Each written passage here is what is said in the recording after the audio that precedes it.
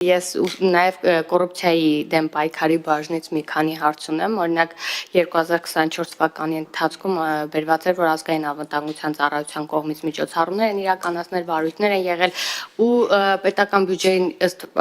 նախնական գնահատման 7 միլիարդ դրամի նյութական վնաս է հասցվել, բայց վերադարձվել է ընդամենը 1.3 միլիարդը, այսինքն մոտ 19%-ը, նմանատիպ տվյալ կար նաև գլխավոր դատախազության ապօրինի ծագում ունեցող գույքի բռնագծման վարչության ընդհանուր առմամբ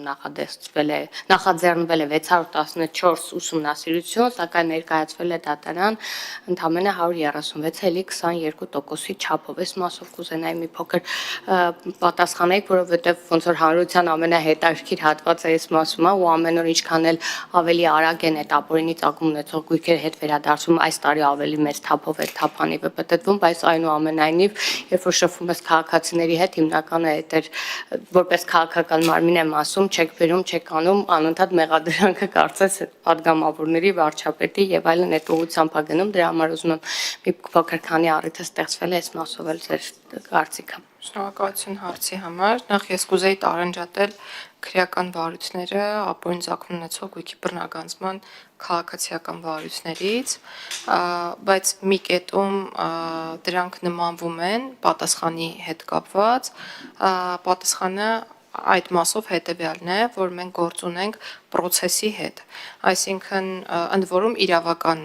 գործընթացի հետ գործ ունենք, այն որ ինչ որ պահի հայտարարվում է, որ կան քրեական գործեր եւ մեղադրանքի ծավալն այսպիսինն է,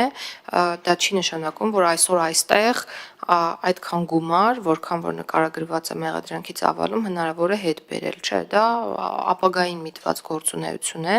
եւ եթե մենք ուսումնասիրենք գործերի պատմությունը, կտեսնենք, որ ժամանակի ընթացքում են բռնագանձումները տեղի ունենում եւ այդ գույքերի վերադարձը կրկին տեղի ունենում ժամանակի ընթացքում։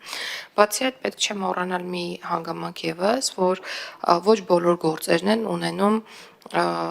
եկեք ասեմ դրական ավարտ, բայց դրականը վիճելի է թե ում համար դրական, քաղաքացիների համար ակնկալիքի տեսանկյունից եմ ասում, այո, ոչ բոլոր գործերն են ունենում օրինակ մեղադրական դատական ակտեր եւ որոշ գործեր ավարտվում են այն փուլում, երբ նույնիսկ քրեական գործը մեղադրական եզրակացությամբ չի գնում դատարան կամ ապօրինի ծագում ունեցող գույքի բռնագանձման պարագայում հայց չի ներկայացվում դատարան։ Հիմա ավելի կոնկրետանամ ապօրինի ծագում ունեցող գույքի վարույթների վրա, տեսեք,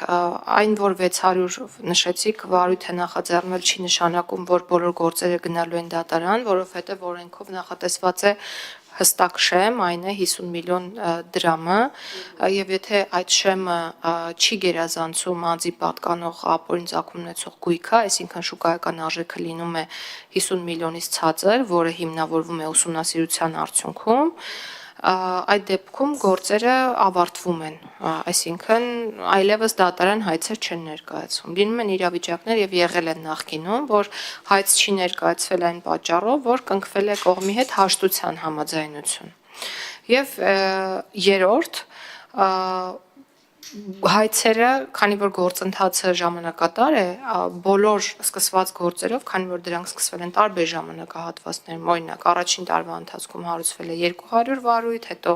չգիտեմ, 100, մյուս տարվա ընթացքում 70 եւ այդպես շարունակ, չի կարող այնպես լինել, որ բոլոր հայցերը միաժամանակ դատարան մուտք արվեն, եւ դա է պատճառը, որ տարիների ընթացքում պրոգրեսը տեսանելի է, այսինքն այդ հայցերի թիվը տարեցտարի աճում է եւ ուսումնասիրությունների թիվը կրճատվում է։ Այսինքն սա խիստ տրամաբանական գործընթաց է եւ որ դուք ասում եք հիմա թափանիվը ավելի մեծ պտույտներով է պտտվում, դա արդյունքն է այն բանի, որ ուսումնասիրությունը ժամանակին կատարվել է, որում կատարվել է լուռ,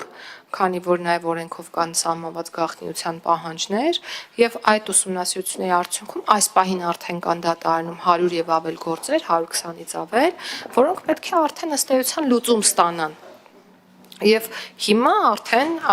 ականատես կլինենք, լավագույն սցենարով, եկեք գուշակություններ չանենք, որովհետև ամեն դեպքում մենք չենք այդ որոշումները կայացնում լավագույն սցենարով,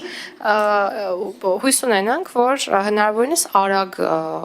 դատական գործերը կքննվեն եւ արդեն արդյունքը մեր քաղաքացիների համար տեսանելի կլինի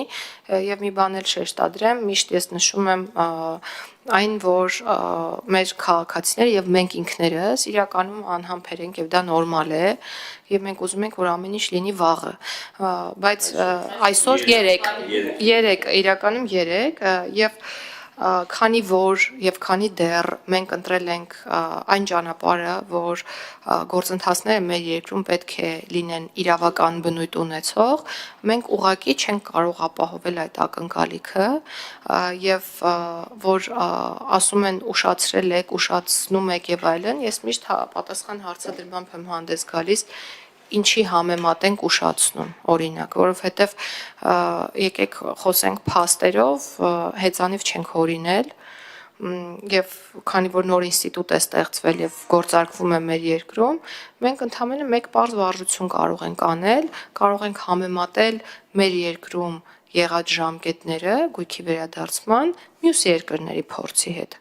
Եվ դա շատ պարզ վարժություն է, որի արդյունքում ակնհայտ կդառնա, որ այս գործիքը ներդնելուց հետո բավական երկար ժամանակ է պահանջվում, ավելի երկար, քան իրականում